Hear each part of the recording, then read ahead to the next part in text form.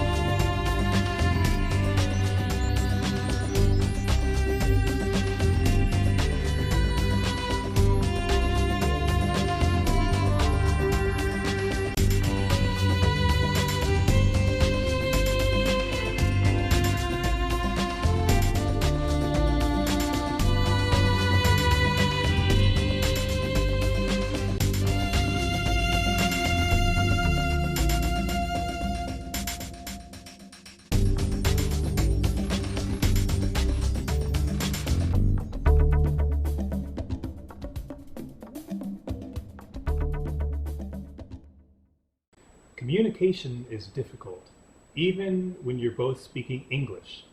But that doesn't mean that it's not worth it. It just means that we have to try harder because we all need relationships in our lives. Relationships are one of the few things that will last for all eternity, so we might as well start developing them now. And so today, I want to share with you 3 tips for better communication. So, number 1, be slow to speak. Now, in fact, when in doubt, don't say anything at all. Or what my mom used to say was, if you can't say something nice, then don't say anything at all. And of course, listen before you respond to someone and think before you speak. You know, all these tips give the impression that speaking should be the very last thing you do in a long list of actions. James chapter 1 verse 9 says, "My dear brothers and sisters, take note of this. Everyone should be quick to listen, slow to speak, and slow to become angry." And then in Proverbs chapter 17 verse 28 it says, "Even a fool who keeps silent is considered wise. When he closes his lips, he is deemed intelligent." Now, of course, speaking is necessary to communicate, but we can all work on how we deliver those words. Are you being truthful? Are you being unnecessarily sarcastic? Are you speaking out of anger or jealousy? Are you speaking fact that you can point to, or is it just your opinion? And do people know that that's your opinion? You see, one of my pet peeves is that when people give this random statistic or percentage that is obviously made up on the spot. You see, when you are slow to speak, you can take the time to say things more effectively and often without saying too much. Because, as Proverbs chapter 10 verse 19 warns us, when words are many, transgression is not lacking. But whoever restrains his lips is prudent. Number 2, consider others first. From this month's Reader's Digest, it says, "After my wife and I took our seats at a restaurant, the waiter arrived to take our order. First, he let us know that the special of the day was twin lobsters. And my wife was not impressed. That's silly, she said. How can you tell that they're twins? And she didn't realize that twin lobsters just refers to the name of the dish. The lobsters aren't actually twins. Now, that was the end of the joke in Reader's Digest, but depending on what the husband said afterward probably determined where he slept that night. You know, you might not think that considering others first has much to do with communicating, but actually it has everything to do with it.